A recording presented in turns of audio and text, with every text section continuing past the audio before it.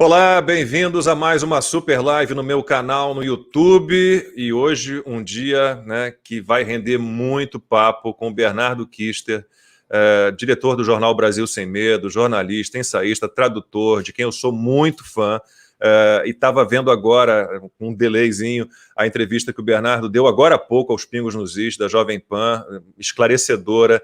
Bernardo tem muito a falar para a gente sobre esse momento tão louco, que a gente está vivendo, que vem vivendo já há algum tempo e parece que só piora. Então, agradeço muito, Bernardo Kister, pela sua participação, por estar aqui comigo nessa super live. Obrigado, boa noite para você.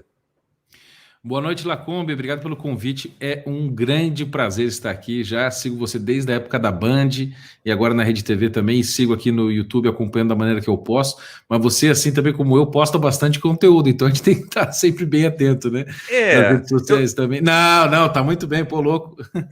No Twitter, bem menos. Eu ainda não me dou muito bem com o Twitter. Você é bem ativo no Twitter. Aliás, eu conheci o Bernardo Kister por intermédio da minha mulher e do meu filho mais velho, né? Foram eles que me apresentaram ao Bernardo, né? Então acompanho o conteúdo que o Bernardo produz há muito tempo, o canal dele no YouTube, o Brasil Sem Medo, o Twitter. Então estou sempre de olho no que o Bernardo fala. É um prazer enorme estar com você aqui.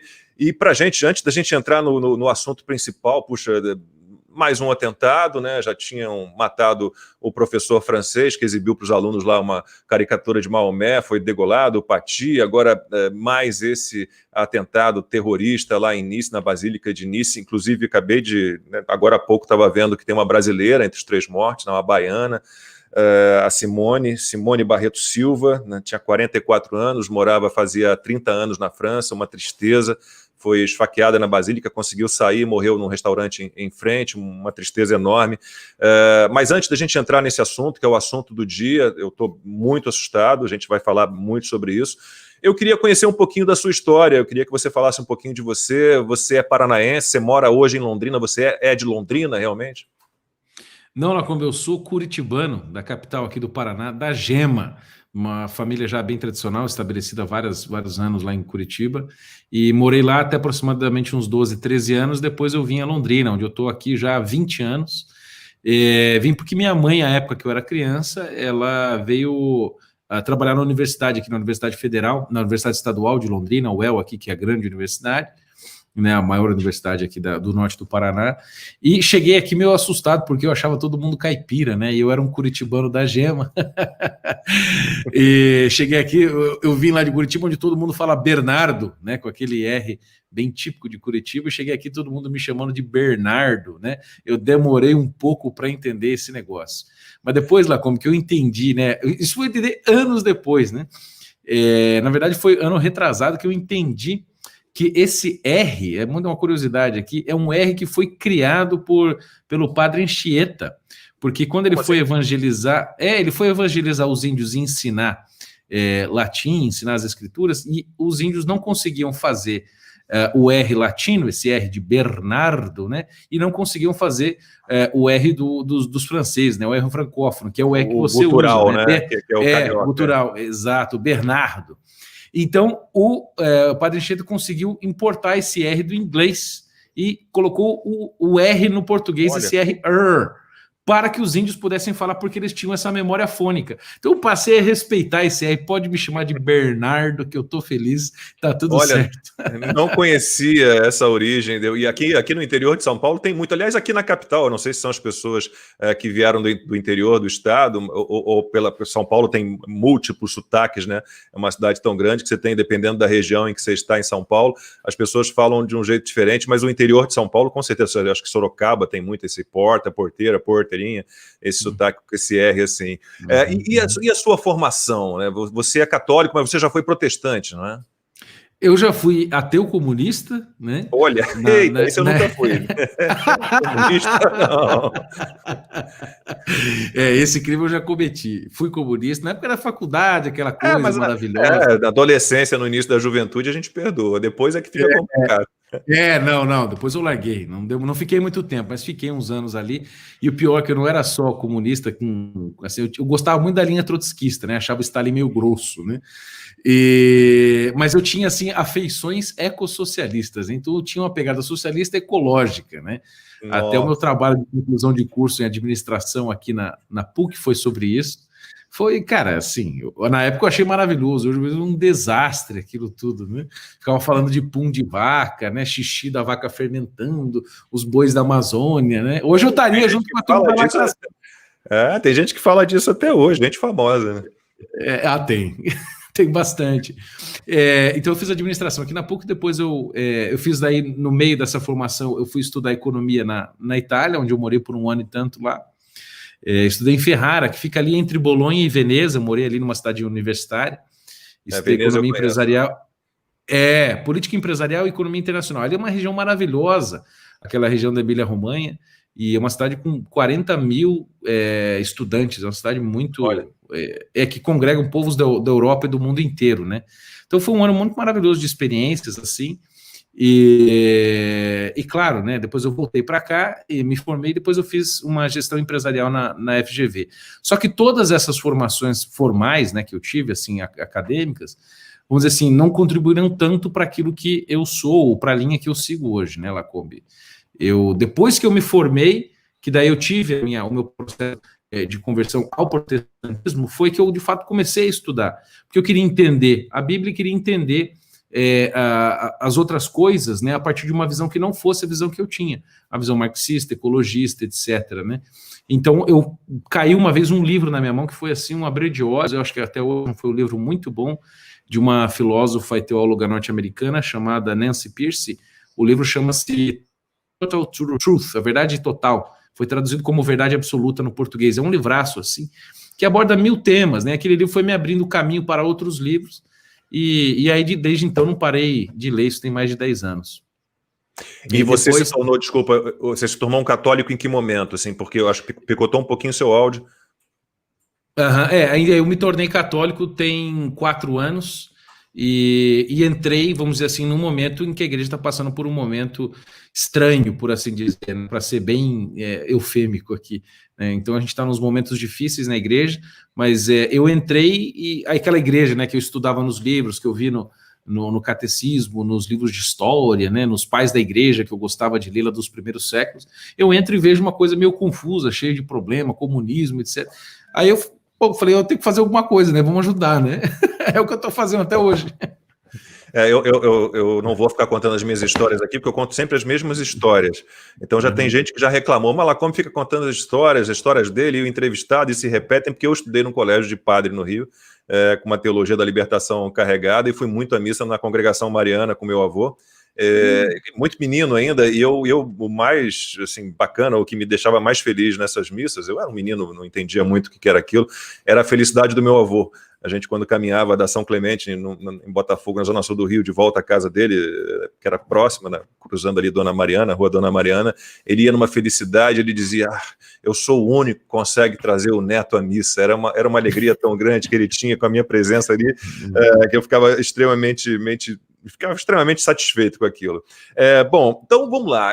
Você se torna católico, você é um conservador, né? Você está envolvido muito, muito fortemente com política. Quais são os princípios que te movem, Bernardo?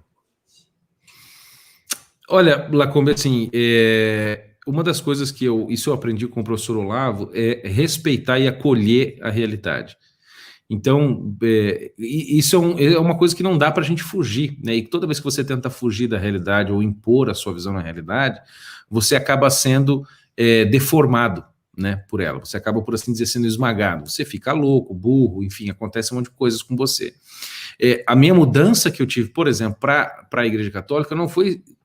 Claro que teve uma experiência espiritual, vamos dizer assim, muito profunda, mas foi uma coisa altamente racional, foi uma experiência real com a realidade, com o estudo, com a verdade, com os fatos e etc. Então, essa é um fundamento meu muito grande, assim, uma preocupação que eu tenho o tempo inteiro, entender exatamente o que está acontecendo. Muitas vezes eu não posso comunicar as coisas, muito mais, inclusive pelas censuras e pelas coisas, né, que estão acontecendo nas redes sociais, principalmente, e algumas vezes eu não posso dizer, porque me foi, né, enfim, não é a hora, às vezes, de dizer certas coisas, o público, às vezes, não está preparado. Tento comunicar o máximo que eu posso da melhor maneira possível, né. O meu objetivo é fazer com que a senhorinha lá que sei lá, que lava roupa e reza o terço lá todo dia com as irmãzinhas e que vai à missa com o seu netinho, como você ia na sua infância, que esse pessoal entenda o que eu estou dizendo. E, assim, eu não imaginei que teria tanto sucesso ao ponto de... Eu vou ao Rio várias vezes, né? Esse ano eu não fui, mas eu vou todo ano várias vezes, porque eu tenho muitos amigos, enfim, projetos no Rio de Janeiro. E aconteceu não uma nem duas, mas várias vezes. A gente está andando no Rio. Uma vez era do lado da Candelária, eu estava com um padre, amigo meu, andando ali, e me parou um casal que estava com um carrinho de bebê, e eles disseram, você não é aquele gordinho do YouTube? Eu falei, pois é, sou eu mesmo, né? Do YouTube, não. Não, mas tudo bem, né? Eu vou dizer, é a realidade, né?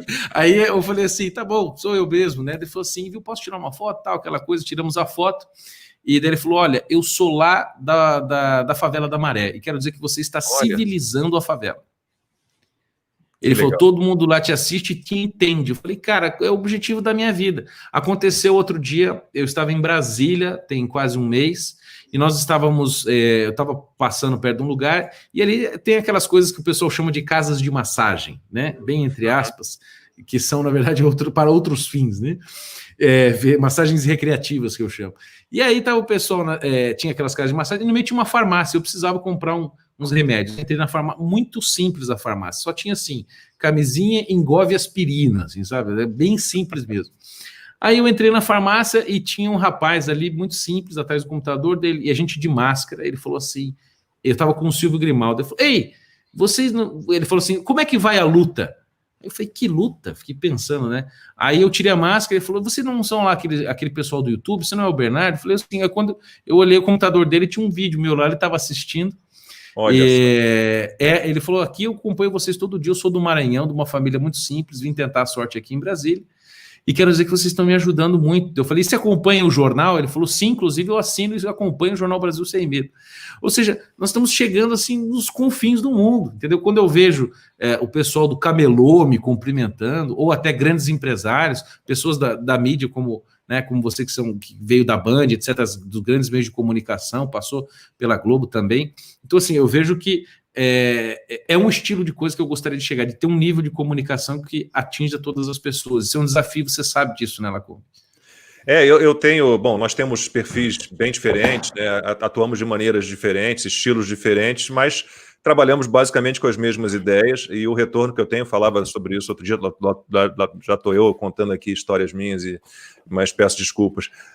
Quando eu saio na rua, as pessoas que normalmente falam comigo são as pessoas mais simples, né? Tudo bem, é claro que a gente tem os nossos seguidores também em outras classes sociais, né? Pessoas com um nível cultural e social mais elevado, mas eu adoro esse contato. As pessoas simples estão entendendo de política, estão discutindo política, estão formando a sua opinião, estão entendendo o que é a verdade, a realidade, e, aliás, puxando aí o início da sua resposta para a minha pergunta, o professor Olavo, quando eu fiz a live com ele, eu perguntei a ele o que era a inteligência, e ele descreveu a inteligência exatamente como você descreve, que é o reconhecimento da verdade, reconhecimento da realidade, né? Isso é o sinal de inteligência máximo, né? Então vamos lá, de onde é que vem? Porque nessas caminhadas que eu dou na rua, eu estava uma vez com meu filho e ao ar livre, eu realmente confesso que não gosto de usar a focinheira, a máscara. Também não uso. Então estávamos meu filho, que tem mais de 1,90, é maior do que eu ainda, e eu caminhando aqui em São Paulo, fizemos uma caminhada longa e algumas pessoas pararam para falar comigo. Daqui a pouco veio um cara enorme, forte para burro, um negão fortão, e ele vinha de máscara, e ele começou a me olhar, eu falei, pronto, filho, vamos arrumar confusão, o cara vai reclamar que a gente está sem máscara, vai você que é maior do que eu ainda. E aí ele chegou perto de mim, tirou a máscara, falou, Lacombe, continua batendo neles, continua, você é a nossa voz. Eu fiquei tão feliz com aquilo, foi uma reação tão inesperada e tão maravilhosa, tão especial, fiquei muito, muito, muito feliz.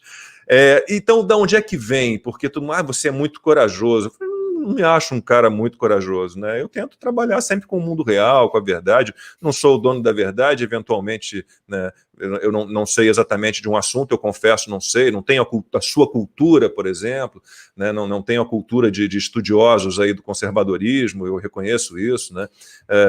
Minha cultura é mais literária, né? No sentido de contos, crônicas, poesia, romances.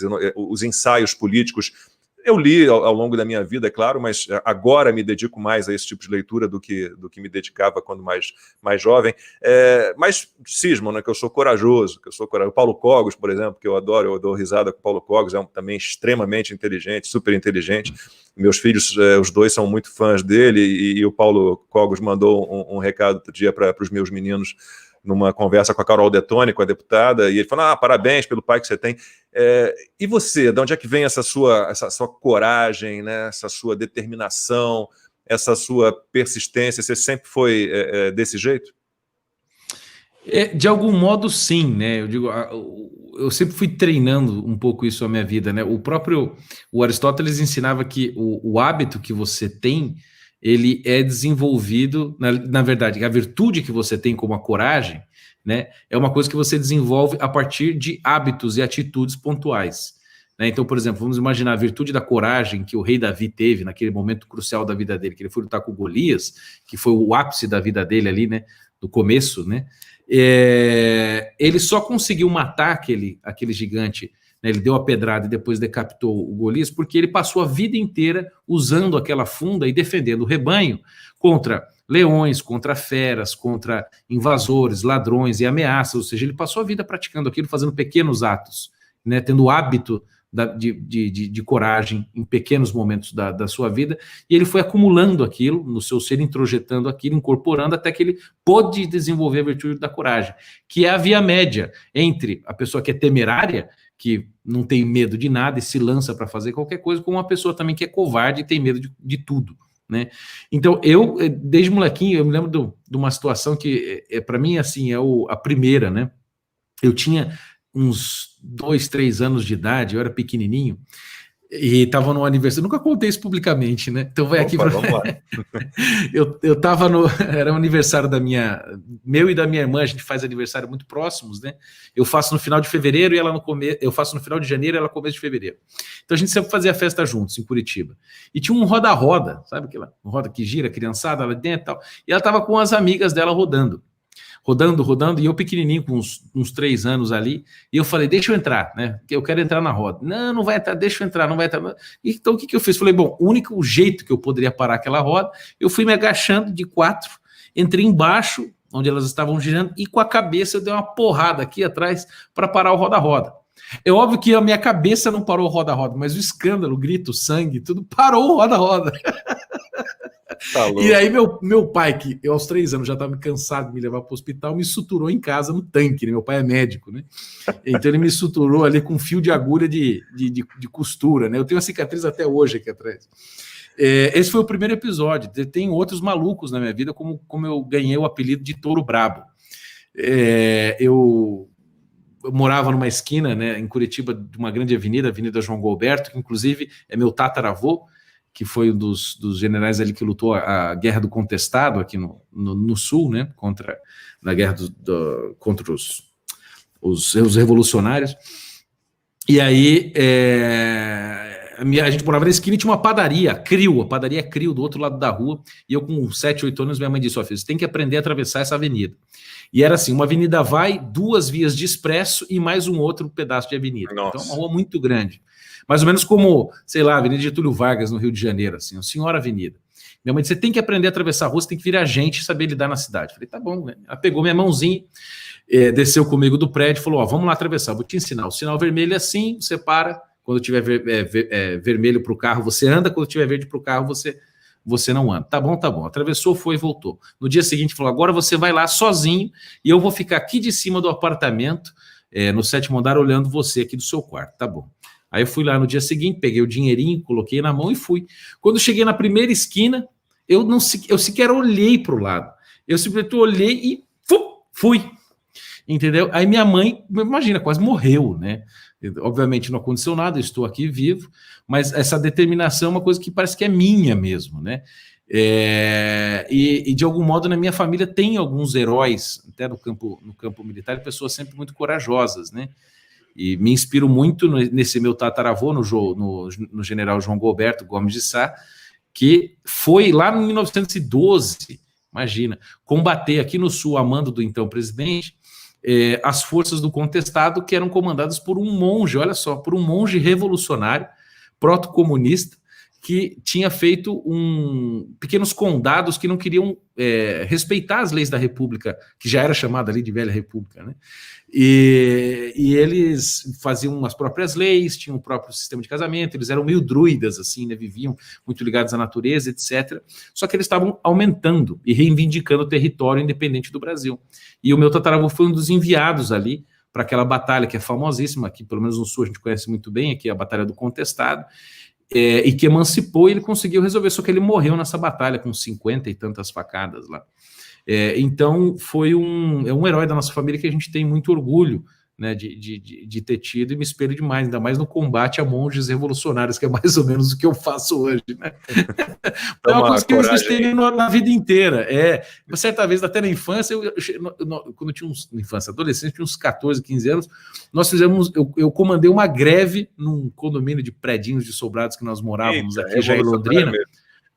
Uma greve. Nós comandamos uma greve contra uma moradora, chamava-se Cíntia, coitada. A Cíntia, porque ela brigava com a gente, que não deixava a gente brincar. Então a gente, 8 horas, 9 horas da noite, começava a brincar de polícia e ladrão, pega, ela achava ruim, chiava. Eu falei, gente, vamos fazer uma greve para tirar essa mulher daqui. E nós fizemos e a velha saiu. Olha só. Não, foi perigoso, perigoso.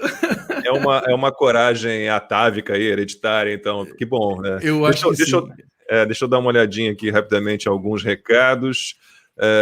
Bom, já estão pedindo alguns assuntos, né? Obviamente a gente vai entrar agora, daqui a pouquinho, então, nessa perseguição aos cristãos. A Márcia Cristina Silva Barros já está perguntando por que o Papa não fala nada sobre as igrejas incendiadas. Vamos falar disso daqui a pouco. Paulo Ioriati. A pessoa sai da universidade, vê o mundo real, logo deixa de ser comunista. Nicolas Rodante, queria saber quando vai sair aquele filme do Bernardo. Você quer falar um pouquinho disso já? Posso falar sim, Lacombe. Eu estou produzindo um filme desde a segunda metade de 2018, chamado Eles Estão no Meio de Nós. É um filme que a gente vai apresentar a história, como eu consegui concebê-la, de todo o estudo que eu fiz, da teologia da libertação, que é essa vertente que nasceu na igreja e que busca utilizar a igreja para fazer revolução, entendeu? Mudar a igreja e colocar a esquerda no poder. Em suma, é isso, né? A Igreja Católica. E nesse documentário eu vou mostrar essa história, contar a própria história de como eu comecei a conhecer e me envolver com esse assunto, e vamos aí bater em alguns ícones famosos dessa história e apresentar algumas soluções. O documentário já está praticamente pronto.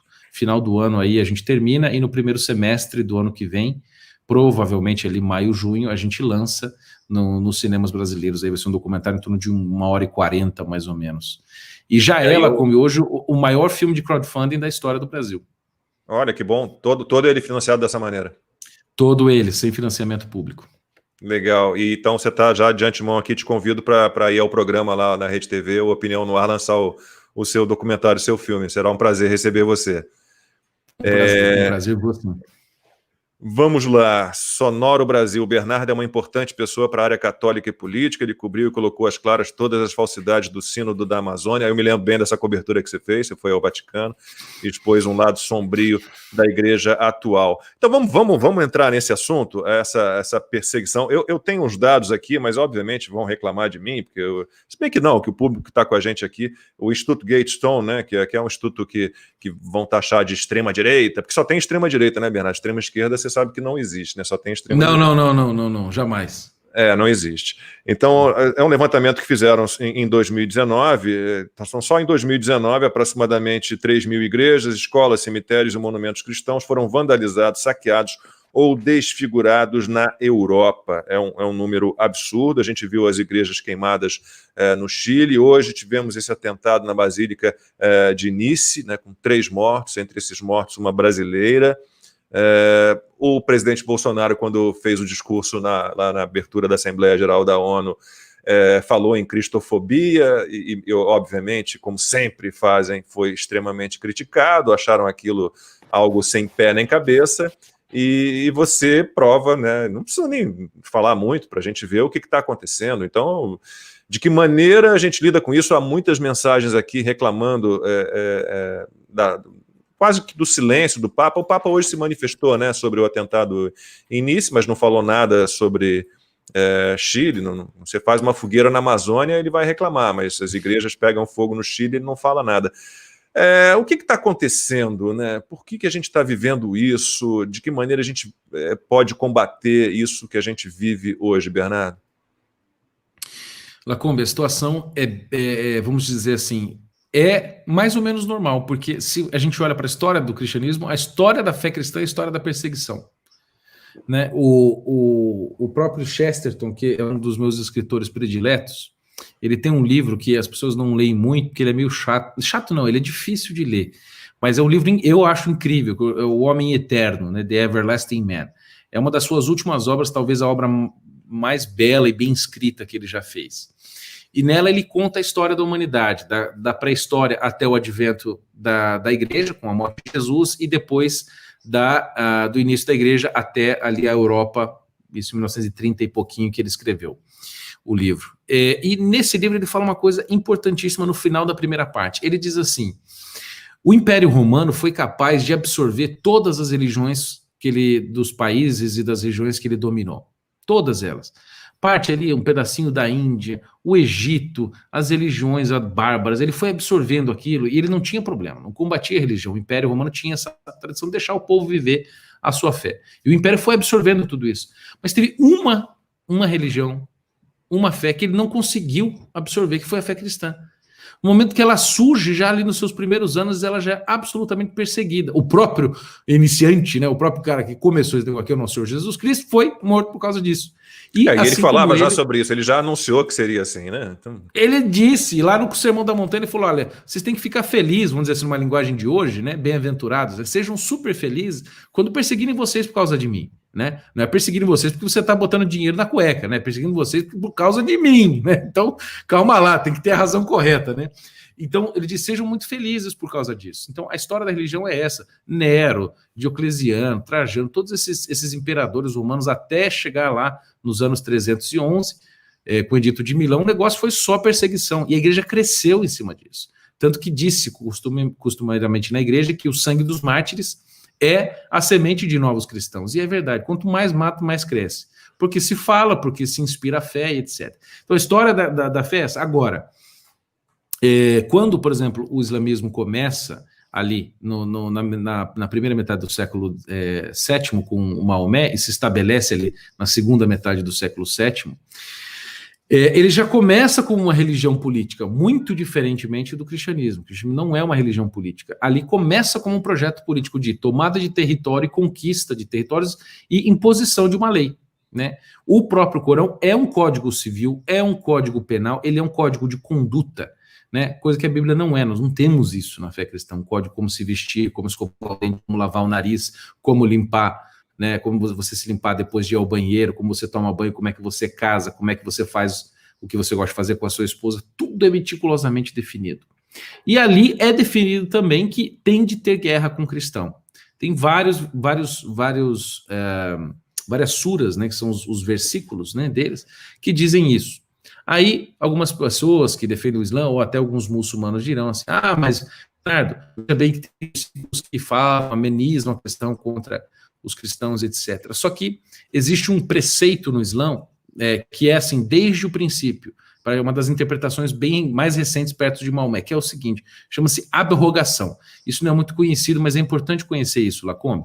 O preceito da abrogação diz o seguinte: se existem dois ensinos contraditórios no Corão, ou seja, por exemplo, tem um ensino lá que diz: não haverá compulsão ou obrigatoriedade na religião. E outro diz: quem não for da fé tem que morrer. Como é que você lida com um com o outro, né, se eles são contraditórios? O preceito da abrogação ensina que aquele versículo, aquele escrito que foi escrito mais tardiamente da vida de Maomé, ou seja, quando Maomé era mais velho, vale sobre aquele que ele escreveu mais jovem, né? Então, como se ele tivesse retificado, vamos dizer assim. Então, todos os versículos que falam bem dos cristãos, ou que falam que os cristãos são os nossos amigos, são todos do Maomé jovem. E aqueles que falam da guerra para matar os cristãos, etc. e tal, são todos do Maomé velho. Ou seja, eles têm proeminência e autoridade sobre aqueles que falam bem dos cristãos e dizem que não é para perseguir.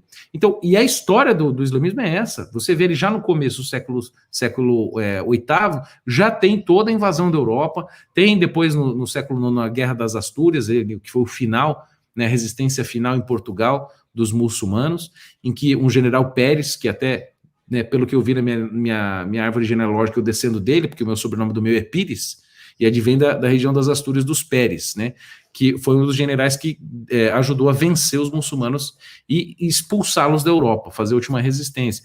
Depois teve várias outras tentativas contra o Império Bizantino, depois em Lepanto, ali no século XVI, ali logo no início, depois da revolta protestante, também teve a Guerra de Lepanto, que os católicos resistiram bravamente, né? Então, assim, é sempre uma tentativa de destruir. Agora, o problema é que a confissão de dados como a gente tem hoje é diferente, né? Então, assim, dificilmente eles vão fazer uma guerra total, ou seja, montar exército, etc. Eles fazem de outro modo. Primeiro, a guerra demográfica, né? Ou seja, na França, enquanto um muçulmano tem 8 filhos, o francês tem 1, né? Ou menos de 1. A taxa hoje por casal é abaixo de 1. Eles não estão nem repondo. Então, daqui uma geração, 2 gerações, a França é muçulmana por uma questão de matemática, né? E pelo dinheiro, porque eles vão comprando tudo, e também pelos movimentos intelectuais, ou seja, eles vão enfraquecendo a religião cristã nos países, e uma hora que o secularismo chega, não tem, a moral começa a desandar as famílias, a estrutura social, a malha da sociedade começa a se desfazer, alguém precisa entrar para colocar ordem naquela zona. Quem que entra? Eles. Ou seja, a dissolução da base cristã da sociedade europeia é a porta de entrada para o Islã. E a gente está vendo isso acontecer na realidade, entendeu? Isso é muito explícito. Agora, o que fazer com isso? Eu tenho entendimento. Por exemplo, o Macron hoje anunciou que vai colocar 7 mil soldados na França para proteger os franceses dos muçulmanos. Eu digo, olha, sensacional, você tem que fazer isso. Já deveria ter feito há muito tempo. O problema, Lacombe, é que não é só proteger os franceses, você tem que atacar os caras. Porque, veja, nós não estamos tratando aqui de pessoas que têm uma divergência dentro do Islã, não, é um preceito fazer guerra contra os infiéis, é um preceito muçulmano esse. E você vai ver que quando há um ataque desse tipo, nenhum muçulmano condena. Ou eles ficam em silêncio, ou eles aprovam, ou eles reconhecem a autoria do ataque. Nem os grandes líderes políticos, nem religiosos, eles se misturam, nem a população, de modo geral, a grande população muçulmana, ninguém fala nada. Agora, nada. Por exemplo, se vai um católico, por exemplo, pega uma bandeira lá, explode uma mesquita, entendeu? Do nada, sem qualquer razão, etc. Óbvio que os católicos assim vão condenar. Ele vai lá na Arábia Saudita, te explode lá a Meca, se ela faz alguma coisa. Entendeu? Agora é o seguinte, o Macron disse que vai ter o exército para proteger, mas não é preciso proteger. Tem que, primeiro, proteger. Segundo, ele tem que acabar com aqueles bairros muçulmanos na França inteira. Há feudos, né? Quase feudos, né? Feudos, guetos, bairros, como queira, né? Eles criaram pequenos estados ali, que a lei francesa não vale, né? Vale a lei da Sharia, vale a lei do Corão e a tradição muçulmana, né? Que eles seguem, né? Depende de qual ela é. Então, primeiro, acabar com os bairros. Depois, precisa ter imigração com critérios. Então, não dá para sair recebendo qualquer um. E se receber, tem que fazer com que a pessoa tenha um tipo de compromisso com o Estado e com a nação de se submeter às leis existentes. Então, nos Estados Unidos, quando entra o imigrante, ele é obrigado a saber o hino, um pouco da história dos Estados Unidos, conhecer a história da bandeira, um pouco da língua, etc. Não é assim que você entra de qualquer maneira. E depois, isso vai funcionar, inclusive, essas 3 medidas que eu disse, vai funcionar para, primeiro, proteger os imigrantes legítimos que precisam, que têm boa vontade e que têm de ser acolhidos, porque isso é uma coisa normal na humanidade, ter imigrantes, e vai proteger, inclusive, a imagem deles perante a sociedade, e também vai proteger o povo francês, ou seja, você não recebe qualquer um na sua casa, como vem alguém bate na sua porta, eu quero entrar, como quem quer entrar? Quem é você, de onde você veio, entendeu?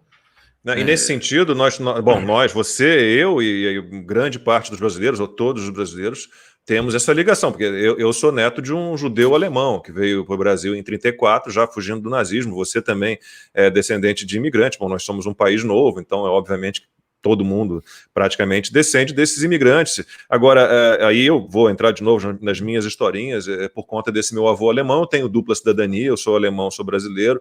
Minha irmã caçula aqui ficou muito chateada comigo, porque eu faço críticas constantes a isso. A minha irmã caçula mora na Alemanha desde 92, né, e faz parte de uma associação que dá apoio aos imigrantes. Como você disse, obviamente, não tem que fechar as portas para todos os imigrantes, né?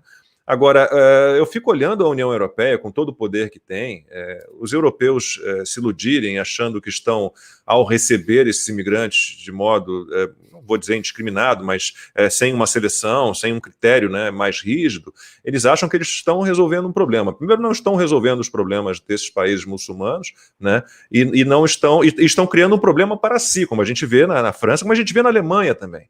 Né? Minha irmã mora numa pequena cidade perto de Hamburgo, e já houve lá, a casa dela já teve furto, tiveram que botar alarme na casa toda. Infelizmente, não há nenhum preconceito, nenhuma xenofobia, nada disso.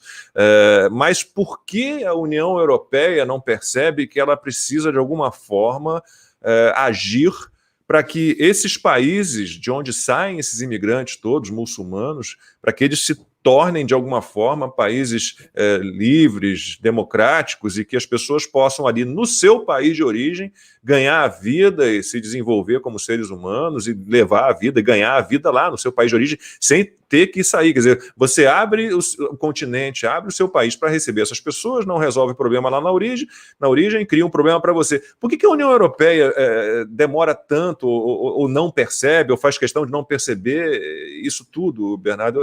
Desculpa, eu não consigo compreender. Uhum. Veja, alguns países da União Europeia não toleram isso, não tem esse tipo de atitude, Sim, como por sim, exemplo sim, a sim. Áustria, né? A Áustria é um país bem mais austero, né? Para fazer um A Polônia também, né? A Polônia, a Hungria, a Tchecoslováquia, etc. Esses países, né, são República Tcheca, na verdade, né? Eles são muito mais, vamos dizer, nacionalistas, no melhor sentido da palavra, ou seja, eles amam a sua nação, não querem sair inescrupulosamente recebendo pessoas, né? Então, que vem muita gente boa e vem muito maluco, né? Então, é o que você disse. E aí, assim, eu acho que o melhor programa de imigrantes é aquele que acaba, é como um programa de assistência social, ele tem que acabar, ou seja, se você está recolhendo imigrantes, o que você deveria fazer por um outro lado também, que foi exatamente o que você disse? Tem que ir lá no país de origem, na Síria, sei lá onde, e tentar resolver a treta. Por que as pessoas estão fugindo de lá? O que é que está acontecendo? Vamos tentar resolver o problema para que aquelas pessoas voltem para o seu lugar de origem e tenham uma vida de paz lá, né? Então a melhor coisa que você faz para o imigrante é fazer com que ele volte para o país dele, né? A não ser que seja absolutamente insustentável, né? Isso daí há dúvidas. Agora, por que a União Europeia não aceita? É a cúpula da União Europeia, né? Então não são todos os países, é o Conselho lá, né? Europeu. Os burocratas de Bruxelas lá, né? Aqueles que não são eleitos por ninguém. Os quais ninguém sabe, né? Ninguém sabe quem são esses caras, né? Eu não sei. O fato é que eles têm a maioria no Parlamento Europeu, né? Eles não mandam nos países, mas eles podem impor sanções, etc., né? É mais ou menos como a ONU, né? Que, assim, no meu entender, a União Europeia funciona como uma das centrais do que a gente chama de globalismo, que é essa busca desses burocratas de plantão de, através de regras, regulações, burocracias, etc., tentar construir uma nova arquitetura global, né, dos países, tentar integrar o mundo inteiro num único sistema econômico, etc., né? Isso foi dito, inclusive, né, no meio dessa pandemia, saiu no Valor Econômico a fala de um inglês dizendo, olha, essa pandemia abriu as portas para a gente começar a repensar, pensar novamente na tese de uma ordem mundial nova, né? Não, na minha opinião, essa governança global, para mim, talvez a maior ameaça à democracia. Não tem claro como você encarar um mundo democrático se você pretende um governo, né, global. Isso é inadmissível e pouca gente percebe, né? A diferença entre globalização e globalismo, pouca gente entende.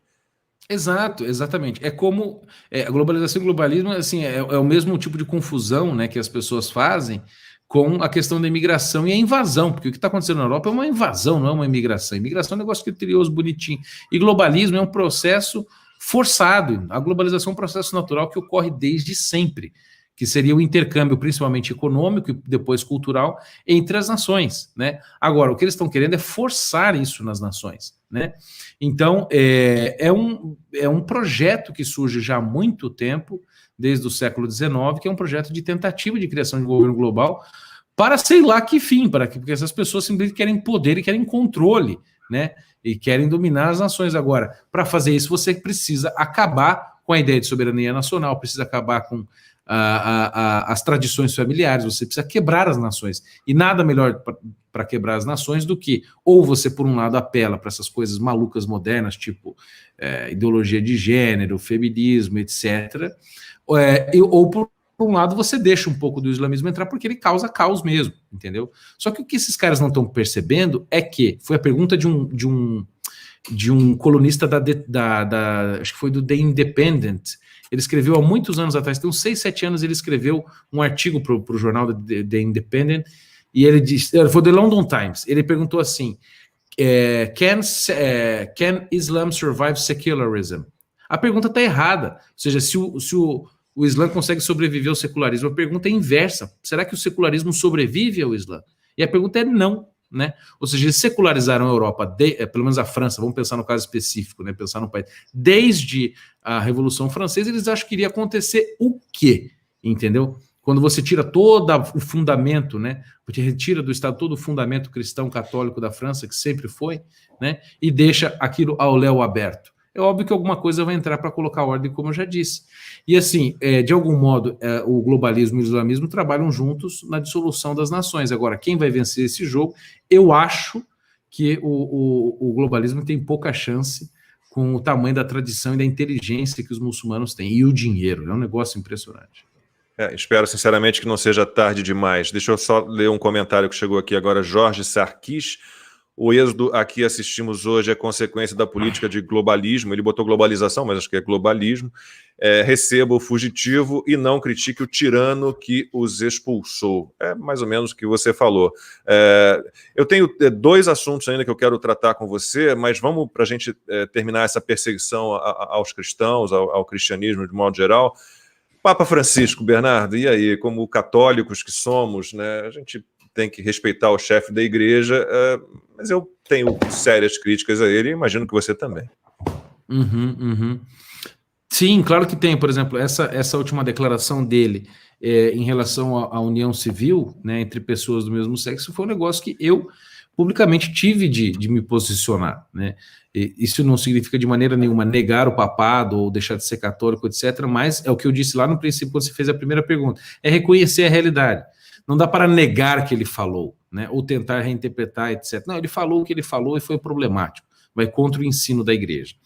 E o Papa tem uma postura diferente também pela sua formação, de algum modo, porque ele é argentino, ele é sul-americano, ele é latino-americano. Né? Todos os papas até hoje foram europeus, né? Praticamente todos foram europeus, e na sua maioria italianos. E os 2 papas anteriores, o Bento XVI, né, o Ratzinger, e o seu antecessor, o João Paulo II, o Karol Wojtyła, ambos eram europeus, um alemão, outro polonês, e ambos sofreram regimes totalitários, tiveram uma vida muito dura na infância, muito dura mesmo. E o Francisco não, pelo contrário, de uma família de classe média, de Buenos Aires, etc., estudou em colégios jesuítas, em formações, teve muita formação, etc., e tem um approach diferente, ou seja, ele não é combativo das coisas que os seus antecessores eram. O Bento XVI, por exemplo, combatia muito erros teológicos graves, etc., o João Paulo II combateu demais o comunismo e os ataques que se faziam à família e etc. E o Bergoglio, de algum modo, sim, ele fala suas coisas, critica, por exemplo, aborto, ideologia de gênero, etc., mas ele não tem uma postura, por exemplo, combativa contra o comunismo. Ele é leniente, ou seja, ele deixa a coisa acontecer. É o jeito que ele age, infelizmente. E ele tem esse hábito, que é um hábito muito latino-americano, de querer falar muito, né, e querer falar sobre tudo. Como alguém que fala sobre tudo, toda hora que tem um grande acontecimento, você espera que a pessoa fale sobre aquilo também. Né? Acontece mais ou menos, eu acho que imagino com você também, comigo. A gente está comentando sempre um pouco de tudo, né? Aí tem um grande acontecimento, você não vai falar nada? Qual a sua posição? O que você pensa disso? Posta um vídeo, né? Então, existe também essa expectativa de que ele comente as igrejas do Chile, que ele comente o cara decapitado, que ele comente isso e aquilo e tal. Hoje, nesse caso, ele comentou, acho que foi sóbrio e tal, fez um comentário correto sobre esse ato de terrorismo lá na França, né, matando 2 mulheres e 1 homem numa catedral, mas não, vamos dizer assim, ele não é uma continuidade tão perfeita com os papas anteriores. E é assim que é, né? E muita gente, por exemplo, tem a opinião assim, o Papa é comunista, o Papa é péssimo, o Papa é não sei o quê, não sei o quê. Vamos imaginar que ele fosse tudo aquilo que você acha as piores coisas do mundo, ele continua sendo Papa, né? Não é só porque ele erra que ele deixa de ser Papa, né? Então, assim, nós tivemos, se você vai ver a história da igreja, Lacombe, assim, nós tivemos cada cara, entendeu? E nós reconhecemos isso, terríveis, entendeu? Terríveis. Tinha Papa que tinha sífilis, Papa que tinha harém, Papa que tinha 3, 4 famílias, amante, Papa que roubou, Papa que comprou o papado. Teve tudo isso e o negócio está aqui, está em pé, entendeu? Então, se você tem essa opinião, a pessoa, enfim, que está comentando, tem essa opinião em relação ao Papa, saiba que a igreja sobreviverá a esse tipo de situação difícil, né, se é de fato o que ele é, como as pessoas consideram. Então, assim, o que as pessoas têm que fazer é rezar, pedir que Deus ajude, entender nessas situações difíceis e entender que os tempos difíceis da igreja acontecem desde o princípio. Coitado de Jesus, juntou 12 e um já era traíra. Aí quando ele vai para o Judas, né, ele vai para a cruz, um se matou, que era o Judas. 10 fugiram. E o único que sobrou, que era João, ficou lá na beira da cruz. O resto tudo deu no pé, inclusive São Pedro. Então eu digo, cara, assim, a igreja começou assim. Vocês esperam o quê? Que ela para ficar como? Então, é difícil mesmo, é difícil, é isso aí. Toda família tem gente complicada, né? Então a gente eu sinto muita saudade de João Paulo II, e eu tive a chance de assistir a missa que ele rezou no Aterro do Flamengo em 1980. Meu avô era um intelectual católico da Academia Brasileira de Letras, então eu assisti a missa naquele momento num lugar privilegiado, foi muito bom. Eu sou muito fã do João Paulo II. O José Luiz Dupont apareceu na tela aqui uma pergunta antes da gente passar para o STF, pode ser? Ou tá podendo falar desse assunto? Podemos, né? José Luiz Dupont, tá aí, ó, boa noite. Qual a chance do islamismo chegar ao Brasil, Bernardo? Já está aqui, né? Se você olhar, por exemplo... Mas você acha que ele significa nesse ritmo mais selvagem que a gente vê em alguns outros países, né? Se a gente não abrir os olhos, em breve ele vai crescer. Existe um fenômeno grande acontecendo no Brasil que poucas pessoas estão prestando atenção, e eu tenho observado nos últimos anos, é o número de protestantes se convertendo ao islamismo. Inclusive no Nordeste, no interiorzão do Nordeste, eu não vou me lembrar o nome do lugar, montaram uma pequena mesquita. Olha, no interior do Nordeste. Então, assim, existe a palavra do cardeal Sará, que falou hoje, é um grande cardeal africano, se não me falha a memória, ele é do Senegal, é um grande homem de Deus, ele é o prefeito da congregação para o culto divino, ou seja, ele é o homem responsável pelo aspecto litúrgico da igreja, né? E ele publicou no seu Twitter hoje uma frase que, assim, resume tudo isso, né? O que fazer para o Brasil não chegar nesse período, nessa situação que está chegando dos países. Ele disse: o islamismo, palavras dele, hein? O islamismo é um fanatismo monstruoso que deve ser combatido com força e determinação. Ele, o Islã, né, não vai parar sua guerra. Infelizmente, nós africanos sabemos disso muito bem. Os bárbaros são sempre inimigos da paz. O Ocidente, agora a França, deve entender isso. Então, assim, são palavras fortíssimas que ele disse. Sua inteligência e o seu conhecimento, porque a família dele foi vítima desse tipo de violência na época que ele morava na África, e a atitude tem que ser essa. Não digo que a gente tem que sair matando muçulmano na rua, mas a gente tem que tomar cuidado com esse tipo de situação e coibir esses guetos, coibir a imigração inescrupulosa e etc. Então a gente tem que abrir os olhos, porque eles, infelizmente, não vão parar. Isso é uma verdade que a gente tem que ter em mente. Vamos lá, inquérito do fim do mundo. Eu já fiz tantas entrevistas sobre esse inquérito das fake news, essa coisa absurda, inconstitucional, ilegal. Já entrevistei juristas, procuradores, advogados, unanimidade, assim, vai ser difícil. Bom, fora do STF você encontrar alguém que bom, e fora quem tem interesses, obviamente, em ser ali o censor, né, do Brasil, o editor do Brasil, o dono da verdade. Em que situação está? Eu acho que a maior prova de que não há milícias digitais, não há o gabinete do ódio, foi dada na indicação do Nunes Marques para o STF, né? Em que você viu a tal milícia digital se dividindo, né? Então, uma parte atacando a indicação, reclamando muito. Se fosse uma milícia digital, se fossem os robôs bolsonaristas, obviamente estariam todos aplaudindo de pé a indicação. Em que pé está? Qual é a sua situação? Como é que está o andamento? Já devolveram o que foi apreendido de equipamentos seus? Como é que está? Lacombe, assim, o Brasil é um troço, né? Eu digo, o Brasil só sobrevive, acho, pela vontade de Deus mesmo, né? Só para contar uma anedota aqui, porque você sabe que, por exemplo, teologia, né, brasileira não existe, né? Na época que eu estudava teologia, a gente ficava caçando se existe algum tipo de teologia de qualidade brasileira, né? Aí um professor alemão, né, meu, me disse assim, né, ele falou, olha, Bernardo, ele dizia, a boa teologia é feita na Alemanha, ela é refinada na Inglaterra e depois comercializada no Brasil, nos Estados Unidos, então ela é destruída e deturpada no Brasil. Eu digo, isso é exatamente isso. Então tudo que é bom é feito fora, comercializado nos Estados Unidos, e o Brasil, no Brasil aqui, vira, né? Então, tanto que assim, a gente é um país presidencialista, né? Mas a gente tem como se diz, uma constituição parlamentarista, a gente é federalista, mas não é isso aí, né? O Brasil é esse jeito mesmo. É o país do escracho, que é uma coisa boa, por assim dizer, né? Que a gente acaba levando tudo com muita leveza, né? E é o jeito que eu levo, inclusive, essa situação do STF. Então, que situação, que pé que tá a coisa? Não tenho nada de volta, né? Nem nada. Desde 27 de maio de 2020, não devolveram nada. Exatamente onde eu estou aqui agora, é onde a Polícia Federal ficou aqui comigo, 5 agentes aqui, onde eles ficaram aqui apoiados nesse balcão aqui atrás, a gente batendo papo.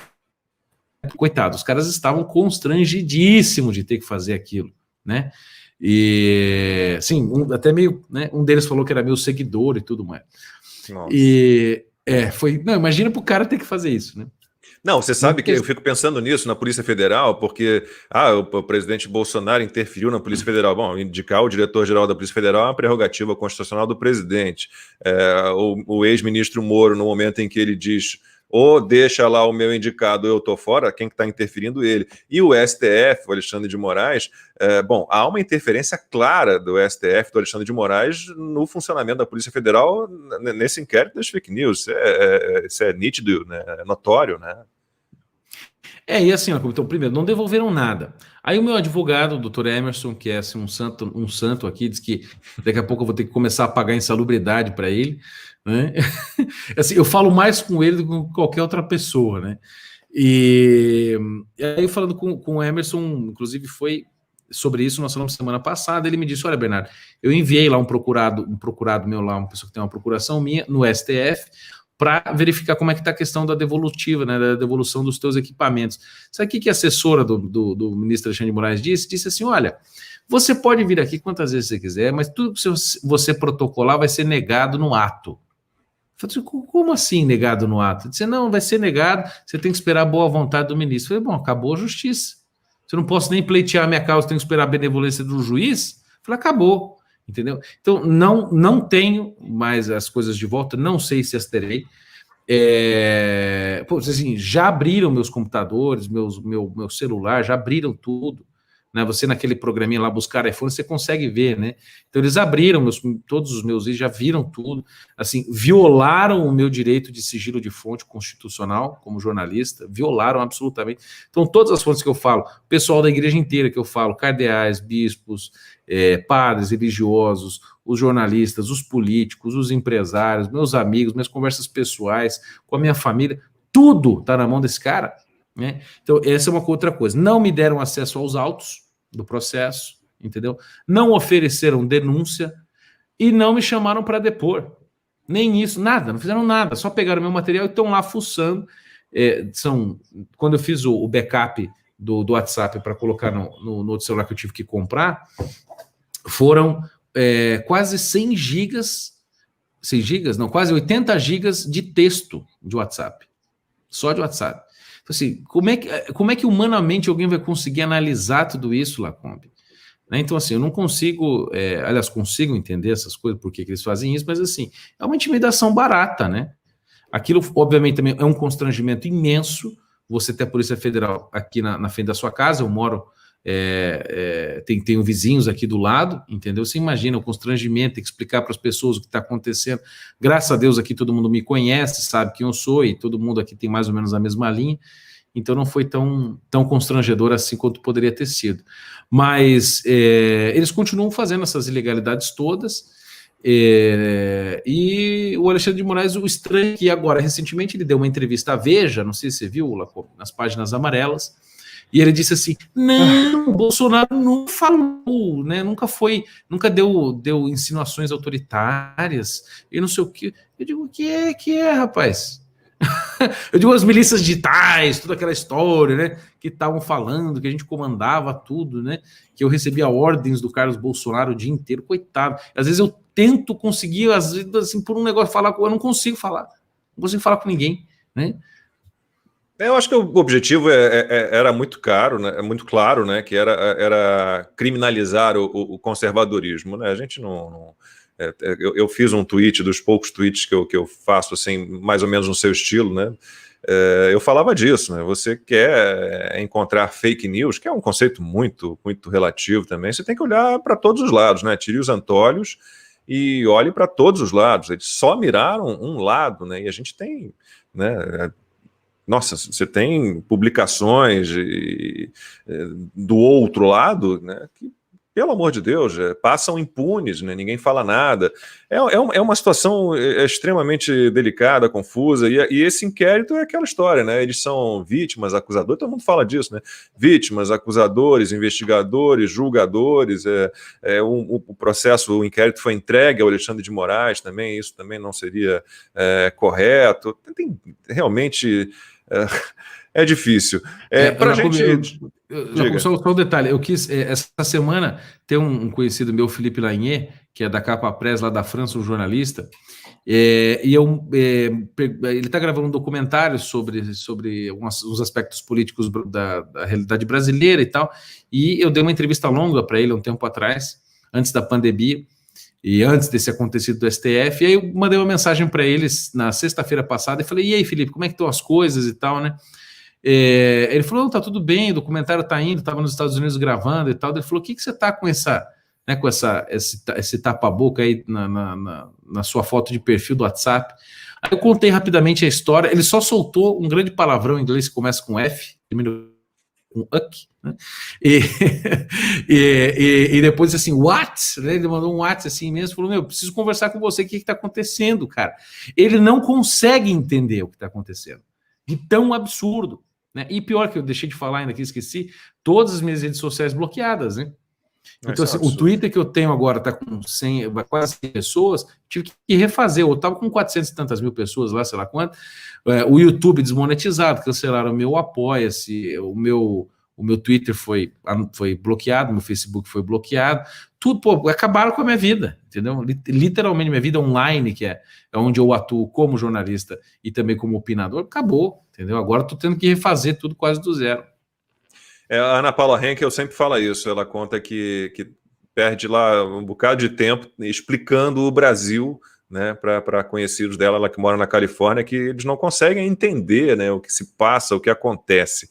Bom, já chegando aqui ao fim da nossa live, eu não sei se você acompanha o padre Paulo Ricardo, eu gosto muito dele, e ele tem uma frase, antes de fazer a você uma pergunta, eu queria citar essa frase do padre Paulo Ricardo, que é a seguinte, a Igreja Católica é pacífica, mas não é pacifista. Então eu pergunto a você, dá para ser moderado, Bernardo, e vencer uma guerra? É possível? É claro que dá, porque assim, a guerra ela precisa ter justificativas e condições e precisa ter freios e contrapesos, né? Você não sai fazendo guerra à toa, mas a igreja tem uma, vamos dizer, uma fundamentação, uma tradição sobre o que seja uma guerra justa. né? Então ela tem certos parâmetros que tem que cumprir, tanto que a igreja promoveu e às vezes atuou com o exército papal, algumas vezes, muito lá na antiguidade, na época medieval, para coibir certas questões, como, por exemplo, as cruzadas. O pessoal fala, meu Deus, as cruzadas, né, mataram e tal. Mas o que eram as cruzadas? As cruzadas foi uma reação a uma ação, a uma iniciativa dos muçulmanos, como nós já falávamos dele, que estavam matando todos os peregrinos católicos que iam da Europa migrando para Jerusalém, peregrinando para lá. Matavam igual porco em festival de igreja, meu filho. Matavam todos e não paravam, e iriam destruir Jerusalém, né, que era cuidada pela igreja junto com os judeus. Então, eles ficaram muito tempo tolerando aquilo, até que o Papa disse, pelo amor de Deus, estão matando os cristãos, ninguém vai fazer nada, nenhum rei vai tomar atitude, nós temos que tomar atitude, né? Então, fizeram aquilo e fizeram muito bem coibindo essas ações que estavam já há muitos séculos fazendo mal, matando as pessoas. Ou seja, chega a hora que não dá para você não fazer uma guerra, né? Então, assim, se você quer a paz, como diz o velho ditado em latim, né? Busque a guerra, se vis pacem para bellum, né? Se você quer paz, prepara-te para a guerra, porque vai ter hora que você vai entrar, é inevitável, Lacombe. Por exemplo, quando você vê essa coisa da Venezuela, eu não vejo solução desse impasse da Venezuela sem você pegar o exército brasileiro com o colombiano, que é um dos melhores exércitos do mundo, o exército colombiano, juntar com o auxílio do americano e descer o pau naquele vagabundo, aquele Nicolás Maduro, e tirar aquele homem do poder. Eu não vejo situação, é um impasse aquele negócio. Por exemplo, aquela situação lá daquele infeliz, daquele Xi Jinping lá, quem que vai parar aquele homem? Então, assim, o que o Trump está fazendo, ele está, assim, muito inteligentemente lidando com aquele demônio chinês daquele Xi Jinping. Ele está fazendo sanções econômicas, ele está manejando o cara, mas se ele esquentar demais a panela, o Trump vai ferrar com o cara. E já se formou uma liga de oposição lá para segurar o Xi Jinping, que é Estados Unidos de um lado do Pacífico, aí tem Japão, Austrália, Índia e Taiwan, né, que são os grandes países ali que estão segurando a coisa para a China não avançar. Então, assim, dá para ser moderado? Bom, a ideia é que nós sejamos pacíficos, etc., né? Nós não busquemos a guerra e o conflito à toa, mas às vezes é necessário sim você pegar o porrete na mão e defender a sua casa, defender aquilo que está atrás de você, defender o que você ama e dar a vida se necessário por isso. Então, eu até brinquei hoje nos Pingos nos Is, né? Falei, eles perguntaram, o que você acha que o Papa deve fazer? Eu falei, acho que o Papa tinha que fazer uma nova cruzada, pelo amor de Deus, né? Então, a questão toda, você citou aí Japão, Austrália, Estados Unidos, a questão toda é que desde o fim da Segunda Guerra Mundial, a Rússia sempre descamba para o lado errado, né? E a Rússia está nessa aliança com a China, não é coisa nova. E aí, já que você citou aí o Trump, vamos encerrar, então eu já ia encerrar, mas me permita fazer mais uma perguntinha. Claro. Preocupa uma derrota do Trump nos Estados Unidos, essa aliança China-Rússia, o que pode vir com o Biden, digamos, assumindo? A gente espera que não seja assim, mas se acontecer.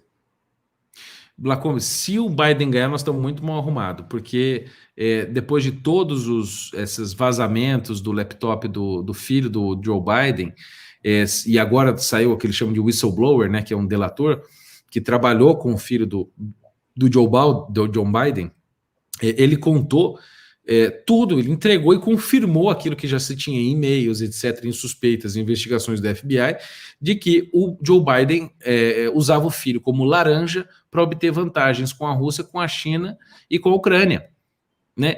Então, assim, o Joe Biden é um puppet, né? Ele é um bonequinho comandado ali pelo projeto russo-chinês, né? E ali junto com a China e junto com o governo ucraniano. Não sei como é que está hoje essa questão da Ucrânia, porque recentemente, lá em 2013... Ela se afastou da Rússia, ainda bem, afastou, né? Com a Revolução lá de 2013. Tá muito bom naquele documentário lá, Winter on Fire, que tem no Netflix lá, da Eugenia Finevsky. Então, assim, se o Biden ganhar, nós estamos muito mal arrumados. E não digo que a nossa aliança com os Estados Unidos vai ser 100% prejudicada, mas os avanços de troca de inteligência e aprendizado, etc., toda a colaboração, os acordos, a entrada na OCDE, tantas outras coisas, vai ser muito prejudicado sim, porque o Biden é um cara radical e ele não vai agir por si, ele vai agir pelos interesses dos chineses que vão cobrar conta de todo o dinheiro que ele já embolsou com a influência do filho trabalhando lá no leste europeu. Agora, se o Trump ganhar, e a possibilidade de ganhar é altíssima, eu aposto muito na vitória do Trump. Existe a suspeita de fraude, tudo, mas ele está crescendo muito, Lacombe, nas pesquisas, e em estados, nos swing states, que são os estados que são... Que hora vão para um lado, né? Hora vão para outro. Né? Isso, que oscilam muito entre o vermelho e o azul, né? E ele recentemente cresceu muito na Pensilvânia, que é um estado já tradicionalmente democrata. Ele cresceu 3%, 4% lá, e é um estado importantíssimo para as eleições americanas. E toda essa história que está acontecendo do Joe Biden, que antes era um cara com pouca rejeição, Joe Biden era um cara que não tinha tanta rejeição quanto a Hillary, por causa daqueles e-mails que vazaram e tudo mais da Hillary. O Biden, que tinha rejeição baixa, está começando a aumentar a rejeição dele, a rejeição do Trump está diminuindo, e o Joe Biden,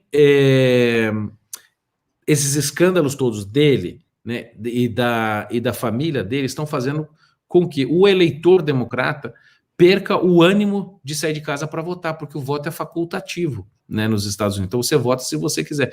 Então, para você ter um ânimo para sair de casa, acordar de manhã, pegar a fila, tem gente que está com medo do corona e tudo mais, para ir votar num cara todo complicado, então não é que eles vão votar pelo Trump, eles vão deixar de votar no Biden. E aí, vamos dizer, por uma questão, né, simplesmente quantitativa, matemática, ali o Trump muito provavelmente vai ganhar. É quase certa a vitória, a gente não pode contar com o ovo na cloaca da galinha, mas eu estou muito confiante na vitória dele, que serão mais 4 anos. Há até boatos no Partido Republicano que os caras querem acrescentar a possibilidade de um terceiro mandato, né? Porque o pessoal está gostando demais do Laranjão. Eu confesso que uma vitória do Trump é imprescindível, assim, é fundamental para que a gente tenha nessa guerra, né, nessa nossa guerra pela paz, mais esperança. A gente não vai desistir nunca, né? Mas ficaria mais complicado sem o Trump no poder nos Estados Unidos, não tenho dúvida nenhuma disso. Bernardo, muitíssimo obrigado. Então é isso, a gente, pela paz, a gente vai à guerra. Eu agradeço muitíssimo. Pessoal, todo mundo seguindo, por favor, o Bernardo Kister. Na descrição dessa live, desse vídeo, vai estar lá as redes sociais do Bernardo, que foi bloqueado, teve que abrir conta nova, tem o canal dele no YouTube, então todo mundo seguindo o Bernardo. O Bernardo é meu concorrente, aliás, ele começou antes, ele tem a livraria dele, inclusive eu já comprei muito na livraria do Bernardo Kister, recomendo. A minha também, livraria do lacombe.com.br, está passando aí embaixo, ó. A do Bernardo a gente não colocou não, tá? No canal dele ele coloca... Deixa aqui. De repente na descrição, vamos negociar, mas muitíssimo obrigado, sou um grande fã do seu trabalho, é o que a gente ouve sempre, eu vou dizer para você, siga firme, continue aí, que você tem muito, muito, muito para ajudar aí a gente a trilhar esse caminho de paz aí, de verdade, que as coisas caminhem, né, do jeito que tem que ser, né, no jeito certo, sem esse mundo imaginário de utopias. A gente precisa viver um mundo real, né, a gente tem os exemplos aí, e agradeço muitíssimo pelo seu trabalho e conte comigo sempre, tá ok, Bernardo? Muitíssimo obrigado. Obrigado, Lacombe, pelo convite, sempre que precisar estamos aí. Olha, foi um prazer, obrigado pelo convite, pela entrevista aqui, o pessoal, todo mundo que acompanhou aqui também, aqueles que acompanharão nesse futuro aí da internet, que a gente não sabe quanto tempo que é, mas as pessoas vão acompanhar, e dizer que também nós não vamos desistir, a gente apanha, mas como eu lá disse no começo, o Touro Bravo vai continuar firme, sem parar. Boa, sempre assim. Obrigado, pessoal, muito obrigado, tudo de bom, até a próxima.